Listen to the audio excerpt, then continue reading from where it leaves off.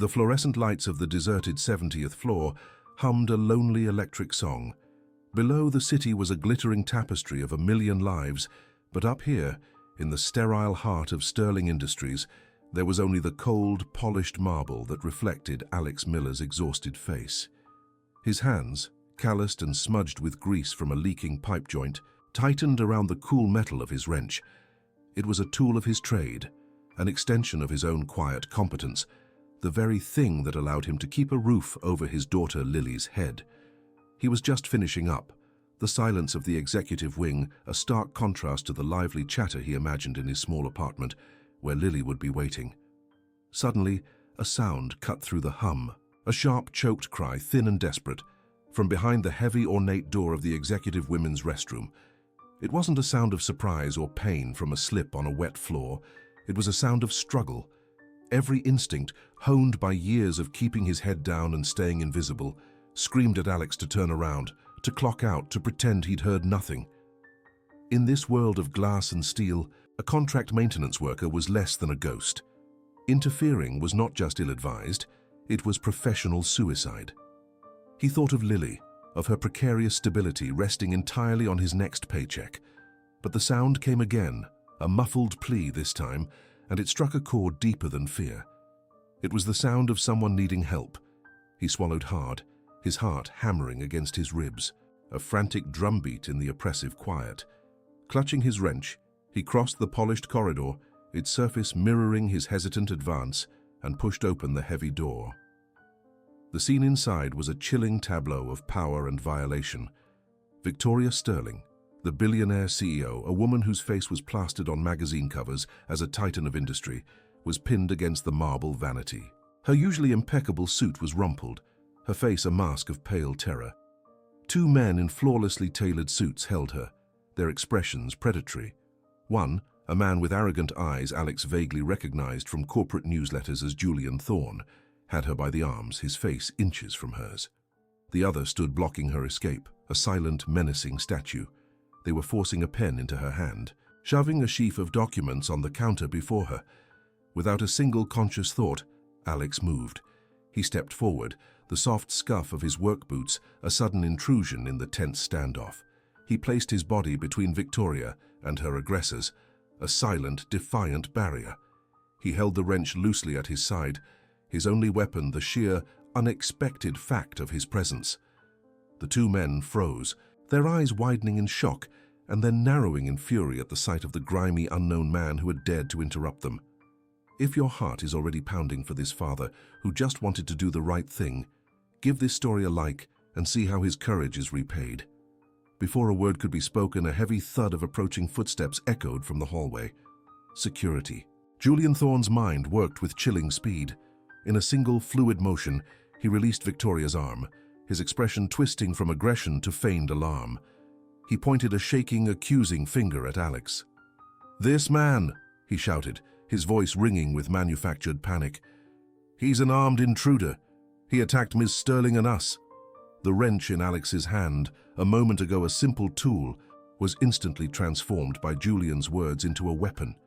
The security guards burst in, their faces grim, their eyes locking onto the scene Julian had so expertly painted. The powerful, terrified CEO, the two brave executives, and the menacing blue-collar worker with a heavy metal object in his hand. Alex opened his mouth to protest, to explain, but his words were drowned out by the authoritative barks of the guards. He looked at Victoria Sterling, pleading with his eyes for her to speak the truth, but her own eyes were wide with a terror that went beyond the immediate threat. It was a look of chilling calculation, of unspoken threats against her, her company, her entire world that sealed her lips. Her silence was a cage, and it had just trapped him inside. "Drop the weapon! On your knees now!" Rough hands seized him, twisting his arms behind his back. The wrench clattered onto the pristine marble floor. As they hauled him away, a common criminal in his own workplace, his last sight was of Victoria Sterling's terrified, unreadable face, her silence condemning him more completely than any lie Julian Thorne could ever invent. But to understand how this unassuming father came to be publicly branded a criminal, one had to look back just 3 weeks, to a world that was small and difficult, but his own. Alex Miller's life revolved around a single luminous star, his 10-year-old daughter, Lily. She was the reason for the pre-dawn wake-ups, for the double shifts, for the perpetual ache in his back. Their apartment was tiny, the furniture worn, but it was filled with her laughter and the smell of the simple spaghetti dinners he'd learned to perfect. Every evening he would help her with her homework, his large, grease-stained fingers patiently guiding her through fractions, his mind a million miles away calculating gas money and the rising cost of groceries. He worked for a third-party contracting firm, assigned full-time to the Sterling Industries Tower. It was a universe unto itself, a vertical city where he was a necessary but invisible cog. He knew the building's secrets, the groaning pipes in the sub-basement, the drafty window on the 42nd floor, the temperamental air conditioning unit that serviced the executive suites. He kept this magnificent world running, yet the people who inhabited it looked right through him. He'd hold a door for an executive whose multi-thousand-dollar suit cost more than his car, only to have them stride past without a word, their eyes fixed on a phone screen, his existence not even registering. He wasn't bitter, just resigned. It was the order of things. He was the background hum, the quiet labor that made their gilded lives comfortable. His dignity wasn't in their recognition. It was in the work itself, in providing for Lily. He'd once seen Victoria Sterling herself, sweeping through the lobby flanked by assistants, a whirlwind of power and perfume. He had been on his knees, fixing a loose tile, and her stiletto heel had come within inches of his hand. She never broke stride. To her, he was just part of the floor. He remembered thinking that they breathed different air, lived on different planets, their paths crossing in a physical space, but never truly meeting. He felt no resentment, only a profound sense of the chasm that separated their worlds. His worries were about $100 car repair. Hers were about $100 million mergers. His love for Lily was a fierce, protective thing. He was both mother and father, packing her lunch with a hand-drawn cartoon on the napkin, braiding her hair with a clumsy tenderness that always made her giggle. He was teaching her that character was more important than wealth. That integrity was the one thing no one could take from you. It was a lesson he believed in, a principle he lived by every single day as he clocked in, did his work with quiet pride, and returned to the only part of his life that truly mattered. This quiet, fragile world was what he was thinking of when he'd stayed late that fateful night to fix the plumbing on the 70th floor. It was what he was trying to protect. The chapter of his life as an honest, invisible worker ended abruptly in the cold, sterile environment of a security office. The next morning, the consequences began. A curt, impersonal email from his contracting firm arrived before sunrise. Effective immediately. Active. Your contract has been terminated due to a serious security breach and violation of conduct at the Sterling Industries site. There was no investigation, no chance to tell his side. He was tried and convicted by a single accusation from a man whose name carried weight, while his own name meant nothing. By the time the sun was fully up, his face was on the local news websites. The headlines were brutal, sensationalized. Disgruntled contractor attacks CEO in late-night intrusion. Heroic executive saves Victoria Sterling from armed assailant. His photo, a tired, grainy image from an old employee ID, made him look grim, menacing. The wrench was mentioned in every article, described as a bludgeon or a heavy weapon. The narrative was set, carved in stone by the powerful. Alex Miller, the quiet father, was now Alex Miller, the public villain. His future and Lily's had just been shattered, the pieces scattering into a terrifying, uncertain darkness. The days that followed were a free-fall into a grey, featureless abyss. Alex's world didn't just crack, it atomized. The termination notice, delivered via a cold, impersonal email, was only the first stone in an avalanche of consequences. His name, once anonymous, was now infamous.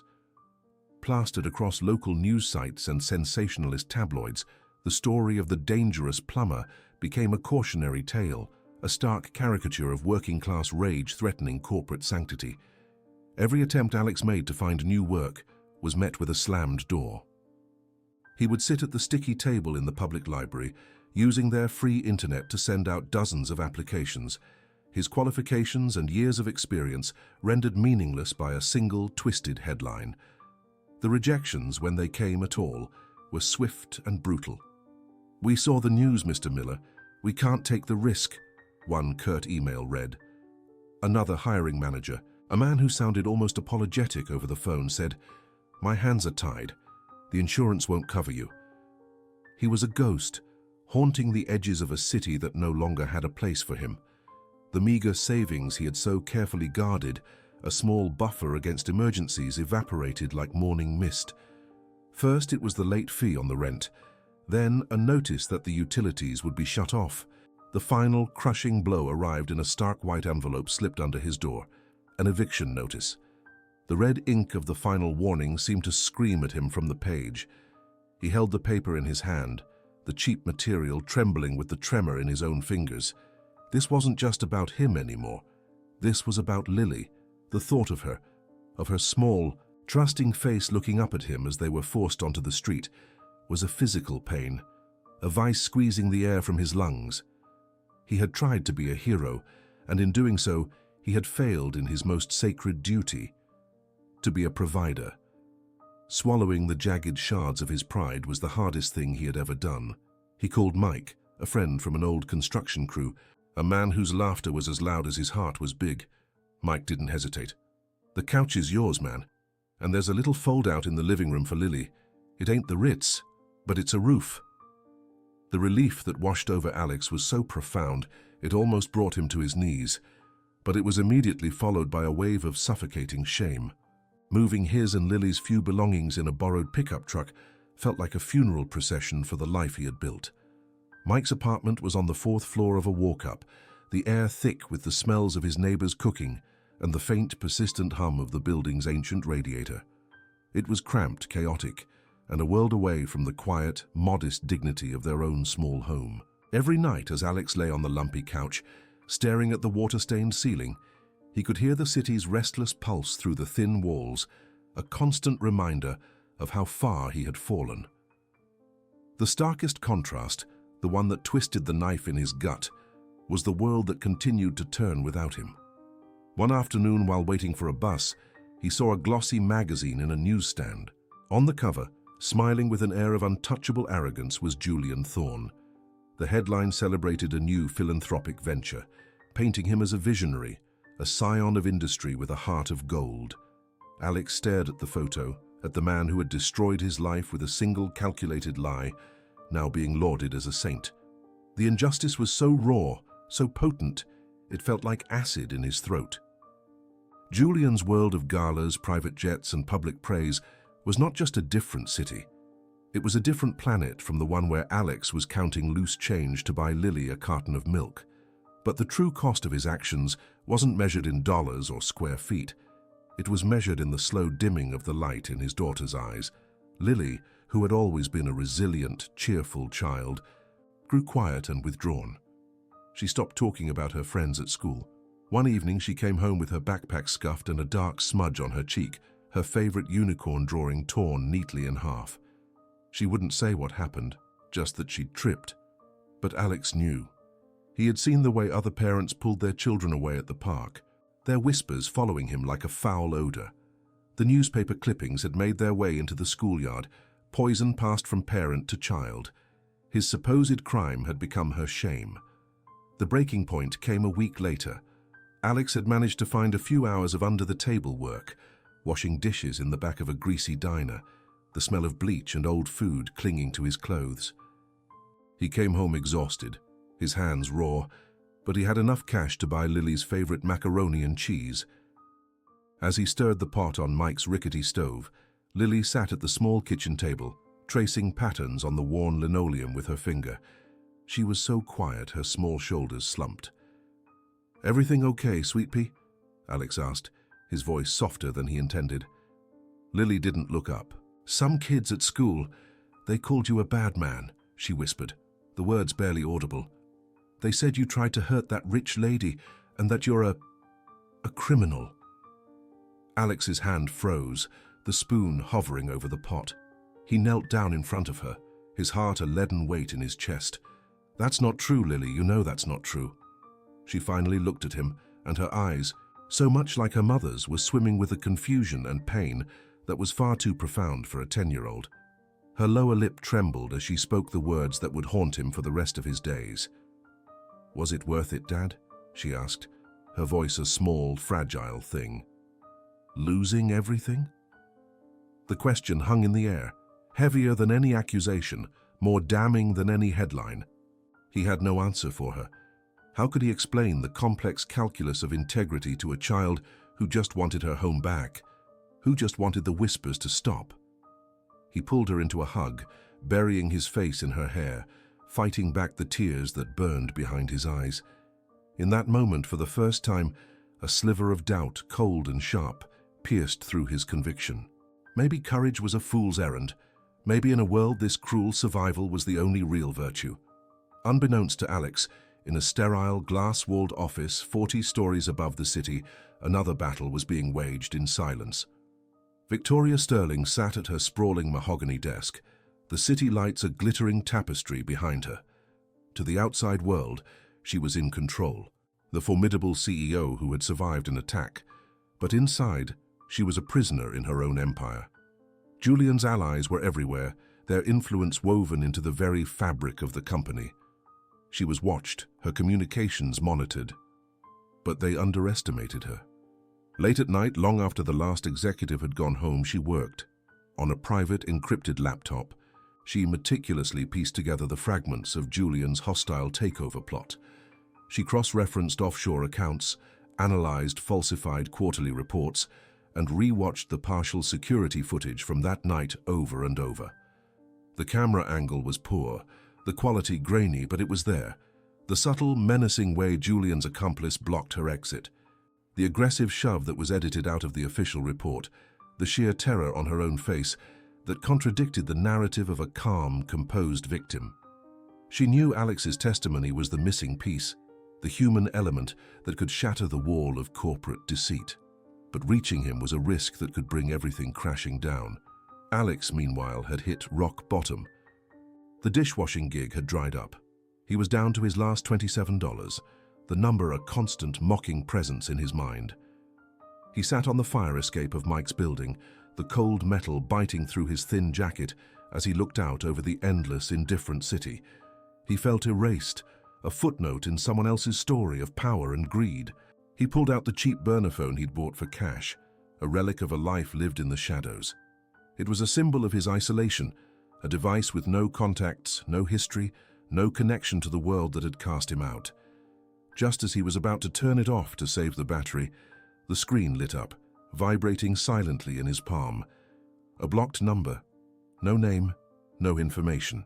His first instinct was to ignore it. A telemarketer, a wrong number. But something, a flicker of intuition he couldn't explain, made him hesitate. His thumb hovered over the screen, the green icon glowing in the twilight. With a deep breath that did little to calm the sudden frantic pounding in his chest, he answered the call, pressing the cold plastic to his ear. The shrill, insistent buzz of the cheap burner phone on the rickety nightstand sliced through the suffocating silence of the cramped room. For a moment, Alex Miller didn't move. He just stared at the cracked ceiling of his friend Mike's spare room, the scent of stale coffee and borrowed time heavy in the air. Every vibration of the phone felt like a jolt to his frayed nerves, a reminder of a world that had chewed him up and spat him out. He had bought the untraceable phone with the last of his cash, a paranoid measure for job hunting, but it had remained silent for weeks, until now. With a groan, he rolled over, the springs of the old mattress crying out in protest. The screen glowed with an unsaved number, a string of digits that meant nothing and everything. His gut clenched. It could be a debt collector. It could be a wrong number. It could be another dead end. He almost let it go to voicemail, but some weary, forgotten instinct made him snatch it up on the last ring. "Yeah?" he answered, his voice a low, gravelly rasp. For a few seconds there was only the faint hiss of an open line. Then a woman's voice, quiet and controlled but threaded with an unmistakable tension, came through the speaker. "Mr. Miller, Alex Miller." He sat up straight, his heart beginning a slow, heavy drum against his ribs. He knew that voice. He had only heard it once, in a moment of sheer terror, but it was seared into his memory. It was the voice of Victoria Sterling. "Who is this?" he asked, the lie tasting like ash in his mouth. He had to be careful. He had Lily to think about. "You know who this is, Alex," the voice said, a little softer now. "I'm the woman you helped in the executive restroom. The woman who let them take you away." The admission hung in the air between them, raw and heavy. Alex's knuckles turned white as he gripped the phone. All the bitterness, the weeks of humiliation and fear surged up inside him. "What do you want?" he finally managed to say, his voice tight with suppressed anger. "Calling to make sure I'm enjoying my new life? Let me tell you, it's fantastic. My daughter loves being called the child of a criminal." A sharp intake of breath on the other end. "I deserve that," Victoria said, her voice losing its corporate polish, becoming something more human, more fragile. "I deserve all of it, but I'm not calling to apologize, not yet. I'm calling because I need your help, because the men who did this to you are trying to take everything from me, and you are the only one who can stop them." Alex let out a harsh, disbelieving laugh. "Me? You've got to be kidding. You're a billionaire, Ms. Sterling. You have an army of lawyers. I'm a guy with a wrench who's about to be evicted from his friend's spare room. You didn't need me when your security guards were dragging me through the lobby. Why now?" "Because your wrench is exactly why I need you," she insisted, her voice gaining a desperate urgency. "They painted you as a criminal, but you're the only person involved in this with unimpeachable integrity. My lawyers can fight financials, Alex. They can argue contracts. They can't testify to what happened in that room. They can't describe the look in Julian Thorne's eyes. Only you can." He was silent, his mind racing. It was a trap. It had to be. A way to silence him for good. But then Victoria Sterling did something he never expected. She began to explain. In quiet, clipped sentences, she laid out the entire conspiracy, the months of Julian Thorne's meticulous financial sabotage, the forged documents siphoning funds, the pressure campaign on other board members, the hostile takeover attempt that had culminated in that terrifying moment in the restroom. She wasn't the untouchable titan from the magazines. She was a woman fighting for her life's work, cornered and betrayed. "They threatened me, Alex," she confessed, her voice dropping to a near whisper. "Not just my company. They have resources, connections. I had to play along, I had to stay silent to buy myself time to gather proof." "Proof?" Alex asked, a sliver of unwilling interest cutting through his cynicism. "Yes, I've been working around the clock. I have forensic accountants tracing the money. I have digital footprints of the forged documents. And I have something else." She paused. "There's a blind spot in the main security camera feed in that hallway, but a secondary camera, one from a server room down the hall, caught a reflection in the polished marble floor. It's fragmented. It doesn't show everything, but it shows Julian grabbing my arm. It shows his accomplice blocking the door, and it shows you stepping between us. It doesn't have audio, but it's enough. It's enough to corroborate your story. Your testimony, Alex, would be the final, unshakable piece of evidence that brings them down." He sank back onto the lumpy mattress, the phone pressed hard against his ear. He could almost see it, the glint of light off the floor, the silent, ghostly figures playing out the moment that had ruined his life. For the first time in weeks, a flicker of something that wasn't despair ignited in his chest. It felt dangerously like hope. Over the next few days, they spoke again, their conversations becoming a fragile lifeline in his sea of uncertainty. They met once in a dingy, anonymous diner on the far side of town, worlds away from the gleaming Sterling Tower. Seeing Victoria Sterling in person, without her armor of power suits and entourage, was jarring. She looked tired, the stress etching fine lines around her eyes, but those eyes held a fierce, unyielding resolve. She laid out copies of documents on the sticky tabletop, pointing out falsified signatures and impossible timelines. She showed him the grainy video clip on a tablet, the distorted reflection that was his only proof of innocence. As he listened, as he saw the meticulous web of deceit she had uncovered, his perception of her shifted. She wasn't the callous billionaire who had abandoned him. She was a fighter just like him, only her battlefield was a corporate boardroom instead of a job line. A mutual, unspoken respect began to form between them, an alliance forged in the shared fire of Julian Thorne's treachery. The shift, however, did not go unnoticed. Julian was arrogant, but he wasn't a fool. He must have sensed Victoria Sterling maneuvering against him, a change in the corporate currents, and he decided to send a message. Mike came home from his construction job one evening looking pale, his usual easy-going demeanor gone. He dropped his keys on the small kitchen counter with a clatter that made Alex jump. "What's wrong?" Alex asked, standing up from the wobbly table where he'd been helping Lily with her homework. Mike wouldn't meet his eyes. "Some guys came by the site today," he said, his voice low and strained. "Nice suits. Looked like they'd never seen a muddy boot in their lives." He finally looked at Alex, his expression a mixture of fear and anger. "They knew my name, Alex. They knew you were staying with me. They started asking questions, said it's a dangerous world, said a guy could get hurt on a construction site, said it would be a shame if something happened to a man with a family, all because of the company he keeps." The blood drained from Alex's face. The threat wasn't just against him anymore, it was against Mike, the one friend who had taken him in, who had given him and Lily a roof over their heads. Julian Thorne wasn't just trying to intimidate him. He was poisoning the last safe place he had in the world. That night, Alex couldn't sleep. He stood by the window of the small room, looking out at the city lights that twinkled with cruel indifference. He saw Julian's smirking face, saw the fear in Mike's eyes. He saw Lily sleeping peacefully in the small cot they had squeezed into the corner, her face a perfect portrait of innocence. That innocence was what he was fighting for. Her faith in him was the only thing that had kept him going. He remembered her small, heartbroken voice asking, "Was it worth it, Dad?" He finally had his answer. It wasn't worth it yet. But he was going to make it worth it. He picked up the burner phone, his fingers steady. When Victoria Sterling answered on the first ring, his voice was quiet, devoid of the doubt and anger that had colored their first conversation. It was the voice of pure, cold resolve. "He came after my friend," Alex said, no preamble needed. "He threatened him." There was a sharp silence on the other end. "Alex, I am so sorry." "Don't be..."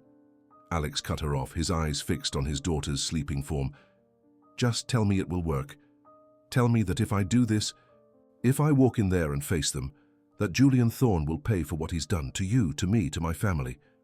I can't promise it will be easy." Victoria's voice was grave. "They will try to tear you apart on that stand, but I can promise you this. With your testimony and my evidence, he will not walk away. We will expose him." That was all he needed to hear. The fear was still there, a cold knot in the pit of his stomach, but now it was overshadowed by a burning determination. This was no longer just about clearing his name. It was about justice. It was about showing his daughter what it meant to stand up for what was right, no matter the cost. "The emergency board meeting is scheduled," Victoria said, her voice formal now, all business. "It's in 3 days. My office will send a car for you." "No," Alex said firmly. "I'll get there myself. I'll walk in on my own 2 feet." He ended the call and stood there for a long time, the phone growing cold in his hand. 3 days. In 3 days, he would walk back into that glittering tower, not as an invisible maintenance worker or a branded criminal, but as a weapon of truth. He had no idea if he would survive the impact. The Sterling Enterprises boardroom felt less like a place of business and more like a tomb awaiting a verdict. Sunlight, sharp and unforgiving, sliced through the floor-to-ceiling windows, illuminating dust motes dancing in the charged air. Around the colossal mahogany table sat the titans of the industry, their faces a collection of stoic masks that barely concealed the electric tension rippling through the room. At one end sat Alistair Thorne, Julian's patriarch, a man whose presence was a physical weight, his silver hair and ironclad posture radiating an aura of untouchable power. He observed the proceedings with the cold, detached curiosity of a king watching a gladiator match. Alex Miller stood near the door, a world away from these men. He wore his best clothes, a simple, neatly pressed button-down shirt and slacks. but he felt as conspicuous as a sparrow in an eagle's nest. His hands, usually steady with a wrench or a screwdriver, felt clammy. He caught his reflection in the polished chrome of a water pitcher, a tired, ordinary man about to face down a dynasty. He thought of Lily, of her small hand in his, and a quiet resolve settled over him, hardening his spine. Victoria Sterling stood at the head of the table, a portrait of composed fury. She was not the terrified woman from the restroom, she was a commander on her battlefield. Her voice, when she began to speak, was calm, precise, and cut through the silence like a scalpel. "Good morning, members of the board," she began, her eyes sweeping over each face, lingering for a fraction of a second on Alistair Thorne. "We are here today to address an unscheduled and urgent matter, a criminal attempt to seize control of this company through coercion and fraud." A low murmur rippled through the room, which Victoria silenced with a raised hand. On the massive screen behind her, a series of documents appeared. "You will see here," she said, using a laser pointer to highlight specific lines of code and figures, "a labyrinthine network of shell corporations established by Julian Thorne, designed to siphon funds and artificially devalue sterling stock, creating a manufactured crisis to justify a hostile takeover." She clicked to the next slide. An audio file. Her voice expert's signed affidavit appeared on screen next to the soundwave graphic. "This is a recording of Julian attempting to bribe a senior executive in our accounting department. The executive thankfully reported it." The distorted, menacing voice of Julian Thorne filled the opulent room, speaking of threats and rewards. Alistair Thorne's jaw tightened, the only sign of his displeasure. Julian, seated 2 chairs down from his father, turned a shade paler, his bravado beginning to crack at the edges. "And finally," Victoria said, her voice dropping to a near whisper, "the events of 3 weeks ago." The screen flickered, showing grainy, time-stamped footage from a security camera in the executive hallway. It was partial, obstructed by a decorative pillar, but it was damning. It showed Julian and his accomplice backing her toward the restroom door. It showed Julian's hand gripping her arm with unmistakable force. It showed her struggling, her body language screaming duress. And then, it showed the faint silhouette of Alex Miller, tool belt at his hip, walking toward the commotion. The footage cut out moments before he entered. "The server mysteriously crashed at that exact moment," Victoria stated, her gaze locking onto Julian. "But the footage we recovered is enough. It shows coercion. It shows a physical confrontation initiated by Mr. Thorne. It does not show an unprovoked attack by a maintenance worker." A collective, sharp intake of breath circled the table.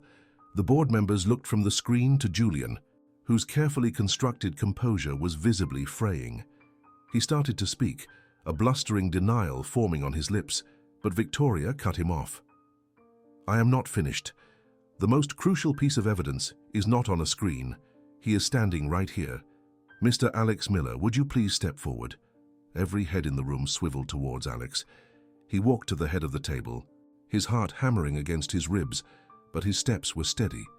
He stood beside Victoria, facing the jury of powerful men who had, without a second thought, accepted the lie that had shattered his life. "Mr. Miller," Victoria prompted gently, "please tell the board in your own words what you saw in the executive women's restroom that night." Alex cleared his throat, his voice quiet but resonant in the suddenly silent room. I was finishing a repair on the 35th floor. It was late. I heard a cry. It didn't sound right." He looked directly at Alistair Thorne, as if he were the only other person in the room. "It sounded like someone was scared, really scared." He continued, his words simple, direct, and unshakable. "I opened the door. I saw Mr. Thorne and another man. They had Miss Sterling pinned against the sinks. They were trying to force her to sign some papers. She was terrified." He paused, the memory vivid and ugly. "I saw the look in her eyes. There was no question what was happening." "And your wrench, Mr. Miller?" Victoria asked. "The weapon you supposedly used to threaten them?" Alex's gaze didn't waver. "It was in my hand. I'd just been using it. It's my tool.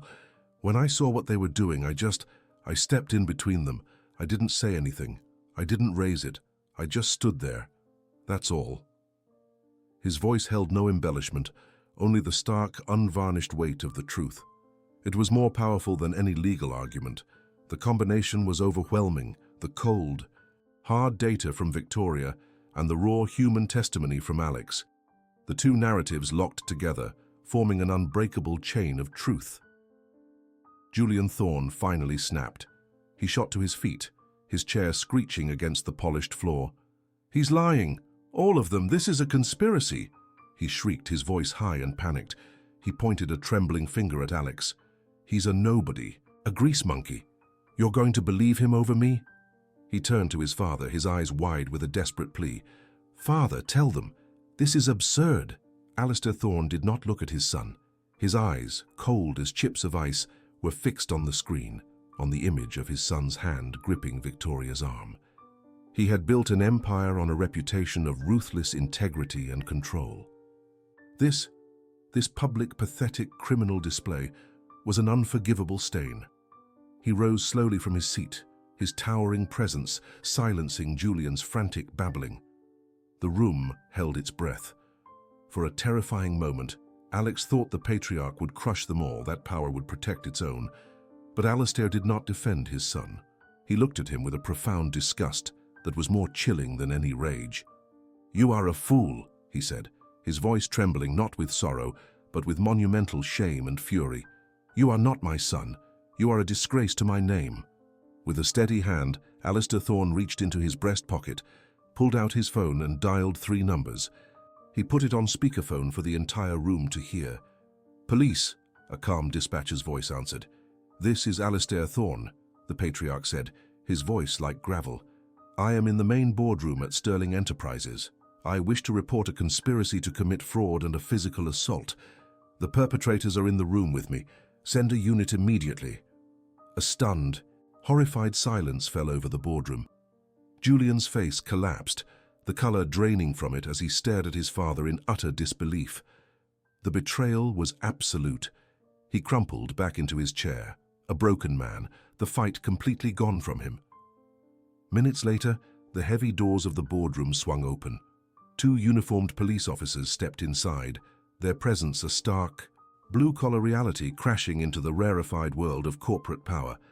The air of invincibility that had filled the room evaporated. Before the astonished eyes of the corporate elite, the officers approached Julian Thorne and his accomplice. "Sir, you need to come with us." The click of the handcuffs as they locked around Julian's wrists was the loudest sound Alex had ever heard. It was the sound of justice. It was the sound of his name being cleared. Julian was pulled to his feet, stripped of his power and prestige, and led out of the hallowed room, his head bowed in a public spectacle of utter defeat.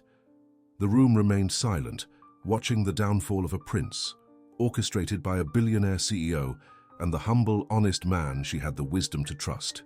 The silence that fell over the boardroom after Julian Thorne was led away was a heavy, breathless thing, a vacuum where power and arrogance had once resided. But in the days that followed, that silence was replaced by a roar. The aftermath of the emergency meeting was not a quiet internal affair, it was a media supernova. News channels, which had once plastered Alex Miller's grainy security photo across the screen with captions like "Dangerous Intruder," now ran glowing segments with headlines that read "The Sterling Towers Guardian" and "Integrity in a Wrench, the man who saved $1 billion empire." Alex watched one such report from the worn couch in Mike's apartment. His image now a professionally taken photograph provided by Sterling Corp, his expression calm and dignified. He was no longer a phantom, a faceless member of the working poor to be feared and dismissed. He was a person, a hero. Victoria Sterling moved with the precision of a master strategist reclaiming her territory. She didn't just clean house, she rebuilt its very foundation. An aggressive internal campaign was launched, rooted in transparency and accountability. Every department was audited, every executive contract reviewed. The culture of cutthroat ambition that had allowed Julian's corruption to fester was systematically dismantled, replaced by a new corporate mandate. Character is our greatest asset. In a company-wide address, broadcast to every employee from the janitorial staff to the senior VPs, Victoria stood before a podium, not as a distant billionaire, but as a leader who had been humbled and strengthened. She spoke of the company's near ruin and its salvation, and she did not mince words. "Our company was saved not by a clever financial maneuver or a market fluctuation," she announced, her voice resonating with unshakable conviction. "It was saved by the courage of one man who had nothing to gain and everything to lose. It was saved by Alex Miller." The public apology he received was swift and comprehensive, but Victoria knew that words were insufficient. A week after the board meeting, she called Alex to her office, the same executive floor where his nightmare had begun. The space felt different now, less intimidating, the air lighter. She didn't sit behind her massive desk. Instead, she met him by the panoramic window, the city sprawling below them.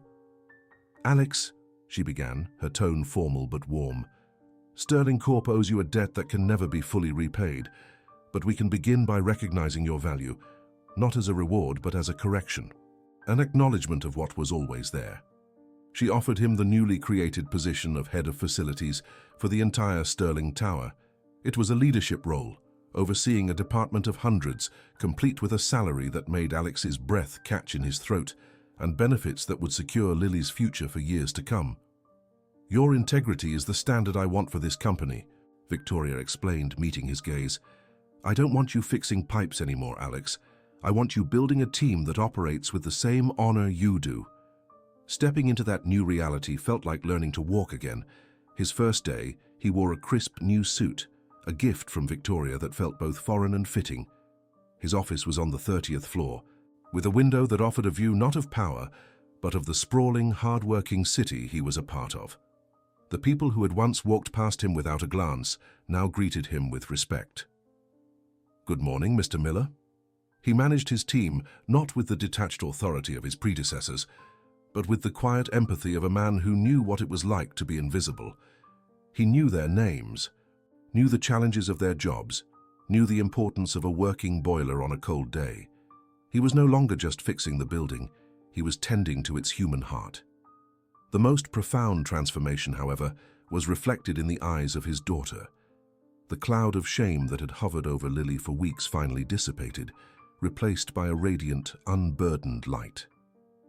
One afternoon, as Alex picked her up from school, a boy who had once led the taunts approached them tentatively. "My dad said your dad is really brave," the boy mumbled, looking at his shoes. Lily didn't gloat. She just stood a little taller, a small, proud smile gracing her lips as she slipped her hand into Alex's. The whispers in the schoolyard had changed. She was no longer the daughter of a criminal. She was the daughter of a hero. The community that had so quickly judged him now sought to celebrate him. The same local papers that had printed his mugshot now asked for interviews about his courage. He politely declined most, uncomfortable with the spotlight. His vindication wasn't in the headlines. It was in the simple, restored dignity of his everyday life. His relationship with Victoria Sterling evolved into something rare and powerful, a bond forged in crisis, built on a foundation of absolute mutual respect. They met weekly, initially to discuss his new role, but their conversations often drifted to the larger culture of the company. He was no longer just an employee, he was her confidant, a moral compass she had come to rely on. In him, she saw the strength and character her world of privilege had often lacked. In her, he saw a leader who had the courage not only to fight for her company, but to admit her own vulnerabilities and rebuild something better from the ashes. There was no contrived romance, only a deep platonic partnership that was, in its own way, far more meaningful. He had been seen, and in seeing him, she had found a new way to lead. One evening, as the autumn sun bled orange and purple across the skyline, Alex walked home with Lily. He had bought back his small apartment, the eviction notice now a distant, painful memory. He carried a bag of groceries in one hand, and with the other, he held Lily's. She chattered happily about her day, about a drawing she'd made of a tall tower with a smiling man on top. The weight on his shoulders, the constant gnawing anxiety about bills and rent and survival, was gone. In its place was a profound and quiet peace. He looked at his daughter, at her bright, carefree face, and the echo of her once painful question returned to him, not as a wound, but as a resolved chord. Was it worth it? He thought of the nights spent staring at the ceiling, the humiliation, the fear, the crushing doubt. He thought of the moment he had stepped between Victoria and Julian, an act of pure, uncalculated instinct. It had cost him dearly, but it had also revealed to him the true measure of his own character. It had been a trial by fire, and he had emerged not just intact, but whole. Lily paused, tugging on his hand and looking up at him. "You're quiet, Dad. Are you okay?" Alex stopped and knelt down so they were eye to eye. He smiled, a genuine soul-deep smile she hadn't seen in months. "I'm more than okay, sweetie," he said, his voice thick with emotion. "I was just thinking it was worth it. It was all worth it." Her small arms wrapped around his neck in a fierce hug, a wordless affirmation that healed the last of the scars. As they continued their walk home, the city lights beginning to twinkle like fallen stars, Alex took a deep breath. It was the first truly free breath he had taken in a long time. The journey had taught them a difficult, essential truth, that courage doesn't promise an easy path. It often demands sacrifice, but it is the only foundation upon which a life of true dignity can be built. It was the bedrock that allowed a father to finally look his child in the eye without a shadow of doubt, and to know with absolute certainty that doing what is right holds a value far greater than ever remaining safe, silent, and invisible.